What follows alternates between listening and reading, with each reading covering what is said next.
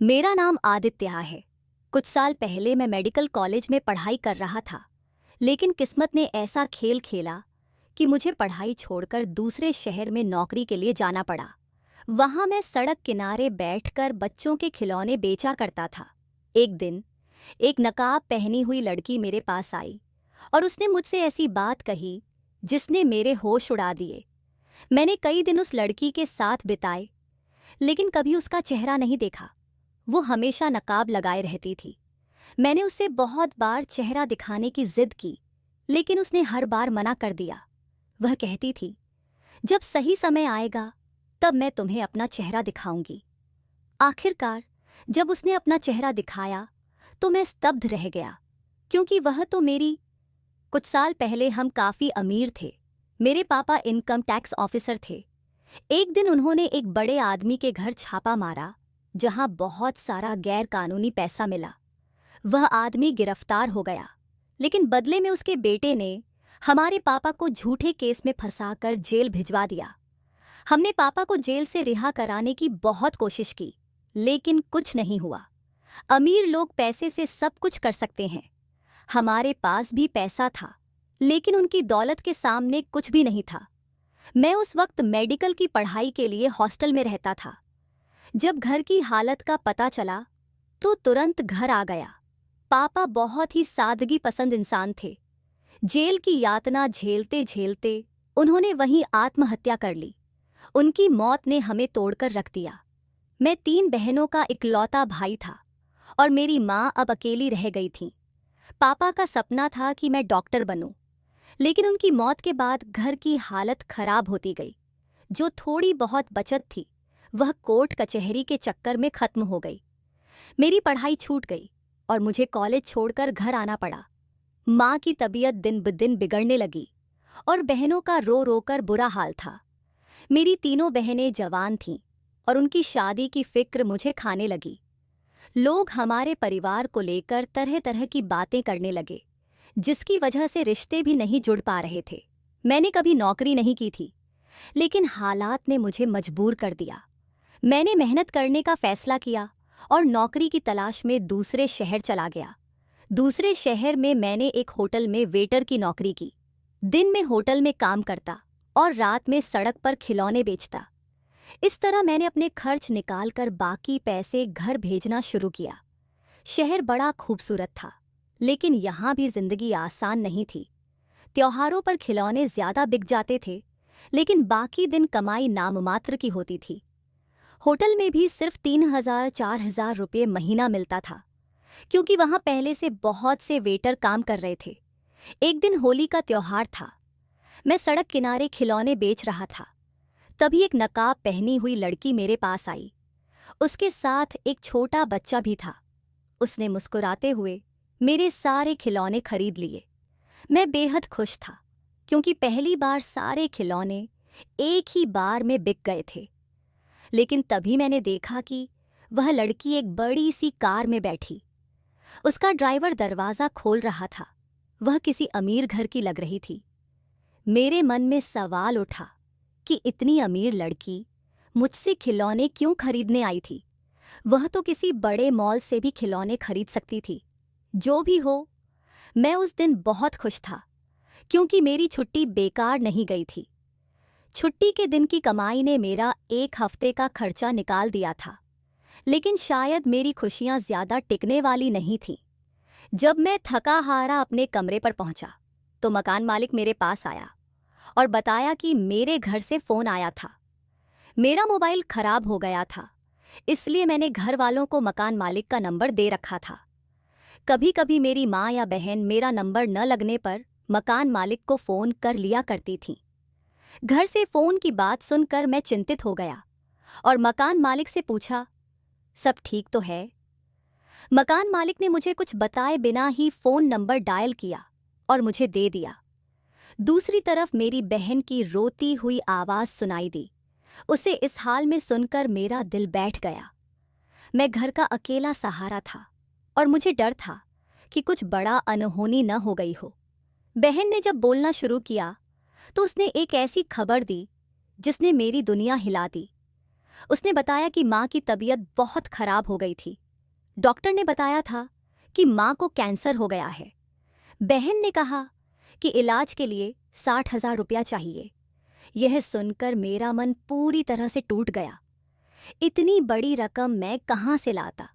मेरे जैसे लड़के के लिए, जो होटल में वेटर और सड़क किनारे खिलौने बेचकर गुजारा कर रहा था, इतनी बड़ी रकम जुटाना किसी पहाड़ चढ़ने जैसा था। लेकिन माँ के इलाज के लिए कुछ भी करने का फैसला मैंने उसी समय कर लिया। मैंने अपने होटल के मालिक से पैसे उधार मांगने की कोशिश की। उन्हें अपनी माँ की बीमारी के बारे में सब बताया, लेकिन उन्होंने कोई सहानुभूति नहीं दिखाई। उल्टा उन्होंने गुस्से में कहा, यहाँ हर कोई अपनी परेशानी लेकर आता है, मुझे कोई फर्क नहीं पड़ता, जाओ अपना काम करो। मालिक के इस व्यवहार से मेरा दिल टूट गया। मुझे ऐसा लगा जैसे सारी दुनिया मेरे खिलाफ हो गई है। लेकिन फिर भी मैंने हार नहीं मानी। रात को खिलौने बेचने के लिए बैठा तो वही नकाब वाली लड़की फिर से आई। उसके साथ वही बच्चा था। उसने एक बार फिर सारे खिलौने खरीद लिए। उसने मुझे असल कीमत से ज़्यादा पैसे भी दिए। मैं मन ही मन उसे भगवान की तरह मानने लगा था। लेकिन अब मुझे माँ के इलाज के लिए 60,000 रुपया चाहिए थे। खिलौने बेचने से इतनी बड़ी रकम जुटाना असंभव था। कुछ दिनों तक वह लड़की नहीं आई। मैं उसकी राह देखता रहा। जब वह कुछ दिनों बाद फिर आई तो उसने मेरे सारे खिलौने खरीद लिए और इसके साथ ही मुझे एक ऑफर दिया। उसने कहा, तुम मेरे घर काम कर सकते हो। यह सुनकर मैं चौंक गया। मैं काफ़ी देर तक उसे देखता रहा। वह नकाब के अंदर से शायद मुस्कुरा रही थी। मैंने हकलाते हुए पूछा, क्या आप सच में मुझे नौकरी देना चाहती हैं? मैं तो एक मामूली खिलौने बेचने वाला हूँ। मेरे पास कोई खास हुनर नहीं है। आप मुझसे क्या काम करवाना चाहती हैं? उसने कहा, तुम्हें हर महीने 25,000 रुपया मिलेंगे। तुम्हें ज़्यादा कुछ नहीं करना होगा, बस जो मैं कहूँगी वो करना होगा। उसकी बात सुनकर मैं हैरान था। यह रकम मेरी उम्मीदों से कहीं ज़्यादा थी। मैंने हिम्मत करके पूछा, क्या सच में आप मुझे हर महीने 25,000 रुपया देंगी? वह लड़की मुस्कुराते हुए कहने लगी, हाँ, मुझे तुम्हारे जैसे मेहनती और ईमानदार इंसान की ज़रूरत है। तुम्हारी मेहनत देखकर मुझे यकीन हो गया कि तुम सही इंसान हो। नौकरी के बाद भी तुम सड़क किनारे बैठकर बच्चों के खिलौने बेचते हो। ये तुम्हारे जुझारूपन को दिखाता है। अगर तुम मेरे साथ चलो तो मैं तुम्हारे रहने का इंतज़ाम भी कर दूंगी और तुम्हारी सारी परेशानियां खत्म हो जाएंगी। बस मेहनत और ईमानदारी से काम करना होगा। उसकी बात सुनकर मैंने सोचा कि 25,000 रुपया महीना बहुत बड़ी रकम है, लेकिन मन में डर भी था कि कहीं यह गैर कानूनी काम तो नहीं। मैंने उसे साफ साफ कह दिया, मैं मेहनती हूँ, पर कोई भी गलत काम नहीं कर सकता। मुझे अपनी वेटर की नौकरी भी बचानी है। यह सुनकर वह हंस पड़ी और बोली, मैं क्यों तुमसे कोई गैर कानूनी काम करवाऊंगी? मैं भी एक शरीफ परिवार से हूँ। अगर कुछ गलत होगा तो सबसे पहले मैं ही फंसूंगी। तुम निश्चिंत रहो। उसकी बातों से मुझे थोड़ा भरोसा हुआ, लेकिन 25,000 रुपया जैसी बड़ी रकम के बदले कौन सा काम करवाया जाएगा, यह सोचकर मैं उलझन में था। जब वह बार बार कहने लगी, सोचने में इतना वक्त क्यों लगा रहे हो? बताओ, कब से काम शुरू करोगे? तो मैंने फैसला किया कि किस्मत का दरवाज़ा बार बार नहीं खुलता। मैंने अपनी खिलौनों की टोकरी उसकी गाड़ी की डिग्गी में रख दी और उसके साथ चल दिया। गाड़ी में बैठकर मैं सोच रहा था कि इतनी बड़ी रकम का काम कैसा होगा। गाड़ी रफ्तार से चल रही थी और कुछ ही देर में एक आलीशान बंगले के सामने रुक गई। ड्राइवर ने गाड़ी का दरवाज़ा खोला। वह लड़की मेरा हाथ पकड़कर अंदर ले गई। बंगला देखकर मैं दंग रह गया, लेकिन मुझे एक बात खटक रही थी। उसने अब तक अपना नकाब नहीं हटाया था। अंदर जाते ही उसने नौकरानी को बुलाकर कहा, साहब को उनका कमरा दिखा दो। मैंने घबराते हुए पूछा, आप मुझे मेरा काम तो बता दीजिए, मुझे क्या करना है? वह मुस्कुराई और बोली, इतनी जल्दी क्या है? पहले आराम करो, खाना खाओ, बातें बाद में होंगी। तुम्हें पूरी जिंदगी मेरे साथ काम करना है। नौकर ने मुझे मेरा कमरा दिखाया। वह इतना बड़ा और खूबसूरत था कि मैं हैरान रह गया। अब तक मैं एक छोटे से कमरे में किराए पर रह रहा था। कमरे में जाकर मैंने सोचा कि कहीं यह सब सपना तो नहीं। फिर मैं फ्रेश हुआ। थोड़ी देर बाद नौकर ने बताया कि खाना तैयार है। डाइनिंग टेबल पर बैठकर मैंने देखा कि वह लड़की अब भी नकाब में थी। मैंने पूछ लिया, क्या आप अपना चेहरा नहीं दिखाएंगी? उसने कहा, वक्त आने पर सब पता चल जाएगा। अभी बस इतना याद रखो कि तुम्हें मेरे साथ काम करना है। खाना खाने के बाद मैं अपने कमरे में आ गया और सो गया। अगले दिन उसने मुझे बुलवाया और कहा, तैयार हो जाओ, आज तुम्हें मेरे साथ एक पार्टी में चलना है। यह सुनकर मैं चौंक गया। भला मैं यहाँ काम करने आया था, लेकिन यह पार्टी में ले जाने की बात कर रही थी। थोड़ी देर बाद तैयार होकर मैं गाड़ी में बैठ गया। गाड़ी एक बड़े शादी हॉल के सामने रुकी। अंदर पहुंचकर उसने मेरा हाथ पकड़ लिया और स्टेज पर ले गई। फिर सबके सामने उसने कहा, यह मेरे पति हैं। यह सुनकर मैं अवाक रह गया। गुस्से और हैरानी से मेरी बोलती बंद हो गई। आगे की कहानी में तनाव बढ़ता है और लड़के की उलझनें गहरी होती हैं। वह यह समझने की कोशिश करता है कि लड़की उससे क्या चाहती है और उसकी जिंदगी इस नए मोड़ पर कहाँ जा रही है। शादी में लगभग सभी लोग उसे प्रज्ञा कहकर बुला रहे थे। हर कोई आकर उसे बधाई दे रहा था और मुझे भी बधाई दे रहा था। सबने कहा, प्रज्ञा, तुम्हारा पति तो बहुत अच्छा इंसान लगता है। हम वहां करीब 2 घंटे रुके और फिर वापस घर लौट आए। घर पहुंचते ही मैंने उससे पूछा, तुमने सबके सामने क्यों कहा कि मैं तुम्हारा पति हूं? यह झूठ क्यों बोला? वह शांत स्वर में बोली, यही तो तुम्हारा काम है और इसके लिए ही मैं तुम्हें पैसे दे रही हूं। मैंने कहा, लेकिन झूठ बोलना तो गलत है, यह पाप है। वह मुस्कुराई और बोली, झूठ मैंने बोला है, तुमने नहीं। पाप की सज़ा मुझे मिलेगी, तुम्हें नहीं। तुमने तो कुछ कहा भी नहीं। तुम्हें बस मेरे साथ खड़ा रहना है और अगर कोई पूछे कि मैं तुम्हारी कौन हूं, तो यही कहना है कि मैं तुम्हारी पत्नी हूं। उसकी बातें सुनकर मैं चौंक गया। वह मुझसे झूठ बुलवाने पर क्यों तुली थी, ये समझ नहीं आ रहा था। अब मेरा एकमात्र मकसद यही था कि किसी तरह उसका चेहरा देखूं, लेकिन वह तो घर में भी अपना चेहरा ढंग के रहती थी। मैंने कई बार उसके कमरे में जाकर उसे देखने की कोशिश की, लेकिन हर बार नाकामयाब रहा। 1 महीने बाद उसने वादे के मुताबिक मुझे 25,000 रुपया दिए। मैंने तुरंत वह पैसे अपनी माँ के इलाज के लिए घर भेज दिए। इस दौरान मैंने महसूस किया कि उस बड़े से बंगले में वह अकेली रहती थी। उसके सिवा वहाँ सिर्फ नौकर चाकर थे। फिर एक दिन मैंने देखा कि वह एक बुजुर्ग व्यक्ति को व्हील चेयर पर बैठाकर ला रही थी। मैं हैरान था कि ये कौन है। प्रज्ञा ने मुझे बुलाया और कहा, दादाजी, ये मेरे पति हैं। दादाजी ये सुनकर बेहद खुश हुए और उन्होंने हमें आशीर्वाद दिया। बाद में प्रज्ञा ने मुझे बताया कि वह बुजुर्ग उसके दादाजी हैं और उन्हें कैंसर है। प्रज्ञा ने कहा, मेरे दादाजी ने मुझे बचपन से पाला है। अब डॉक्टर ने कह दिया है कि उनके पास जीने के लिए ज़्यादा वक्त नहीं है। उनकी आखिरी ख्वाहिश है कि मेरी शादी हो जाए, लेकिन मैं जिससे प्यार करती हूँ वह मुझसे प्यार नहीं करता। फिर भी मैं उसी का इंतज़ार करूँगी। मैंने पूछा, तो तुम मुझसे यह नाटक क्यों करवा रही हो? वह बोली, मैं अपने दादाजी के आखिरी दिनों को खुशहाल बनाना चाहती हूँ। तुम्हें बस यह दिखाना है कि हम पति पत्नी हैं, ताकि वे सुकून से दुनिया से जा सकें।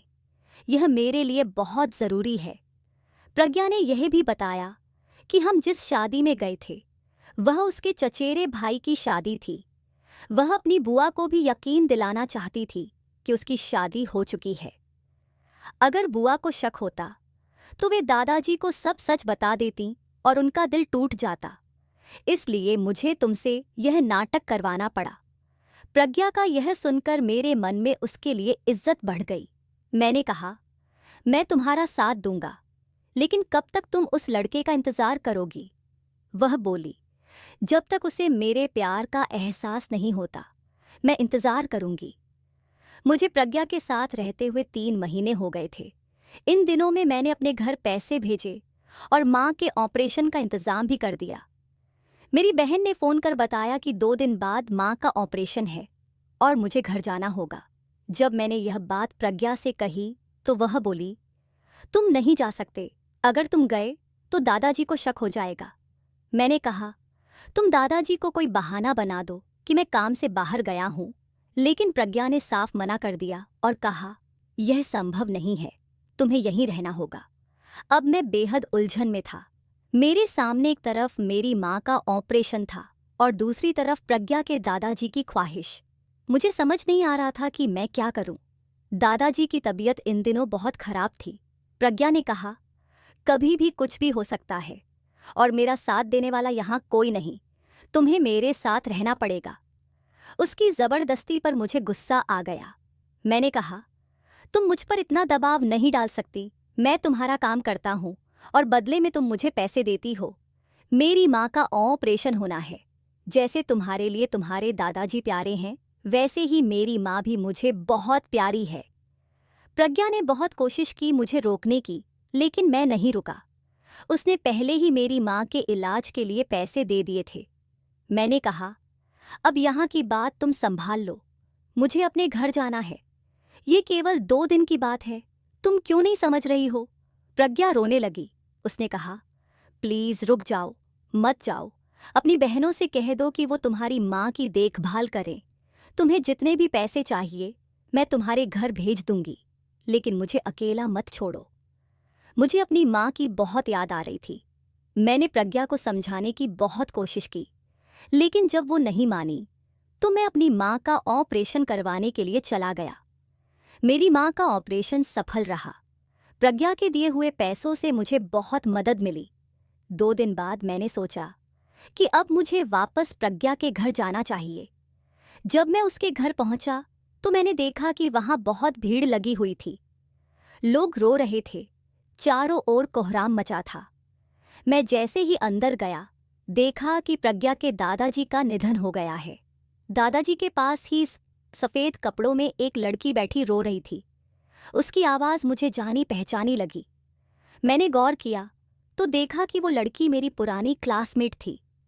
कुछ साल पहले जब मैं मेडिकल कॉलेज में था, ये लड़की मेरी क्लास में थी।